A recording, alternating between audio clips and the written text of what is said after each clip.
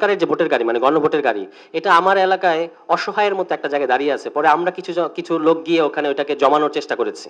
সরকারের যথেষ্ট মানে প্রস্তুতি নাই এই গণভোটকে উঠিয়ে আনার জন্য। ফলে অবশ্যই রাজনৈতিক দলগুলোকে সরকারের পাশাপাশি দায়িত্ব নিতে হবে এবং রাজনৈতিক দলগুলো এই জন্য দায়িত্ব নিবে, তারা জুলাই সনদকে ওখানে অনুমোদন করেছে, তারা নিজেরা এটা প্রণয়ন করেছে এবং তারা গণভোটের পক্ষে কথা বলেছে যে আমরা গণভোটের পক্ষে থাকবো।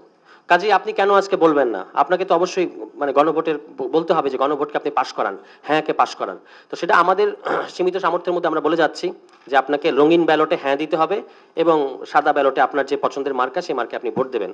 সর্বশেষ কথা, প্রশাসন কিন্তু এখনো লোকাল পর্যায়ে শক্তি কোন দিকে, কারা ক্ষমতাসীন, কারা লোকাল পর্যায়ে এখন পাওয়ারফুল, তাদের দিকে হেলে আছে। এবং এই যে আপনারা একটা কথা বলেন যৌথ অভিযান, অবৈধ অস্ত্র উদ্ধার, এগুলো আগে আমিও বলতাম, কিন্তু এখন আমার ভয় লাগে। কেন জানেন? কারণ ভয় লাগে হচ্ছে যে লিস্ট ধরিয়ে দেওয়া হয় প্রশাসনের কাছে এবং নিরীহ মানুষদেরকে প্রশাসন গ্রেফতার করে। আর যারা মানে দোর্দণ্ড প্রতাপশালী সন্ত্রাসী, তারা কিন্তু বিভিন্ন দলের শেল্টারে ইতিমধ্যেই চলে এসেছে।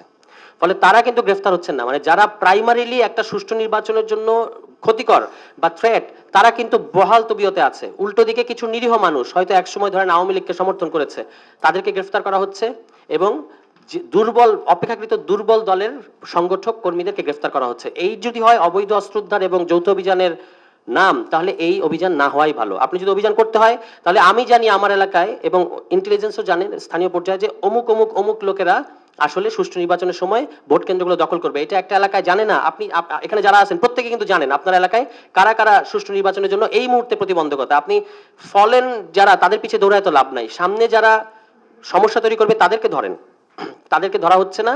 যারা ফলেন, যারা এলাকার মধ্যে কোনো রকমে একেবারে চুপচাপ আছে, তাদেরকে এখন অমুক দলের তালিকার ভিত্তিতে গ্রেফতার করা হচ্ছে এবং এইটা কিন্তু আরো একটা ইমব্যালেন্স এবং আতঙ্ক সৃষ্টি করা হচ্ছে। সরকারের উচিত ভোটারদের মধ্যে আস্থা ফিরিয়ে আনা। এই ক্ষেত্রে সরকারের পারফরমেন্স মানে শূন্যেরও নিচে। সবাই ভালো থাকবেন। আসসালামু আলাইকুম।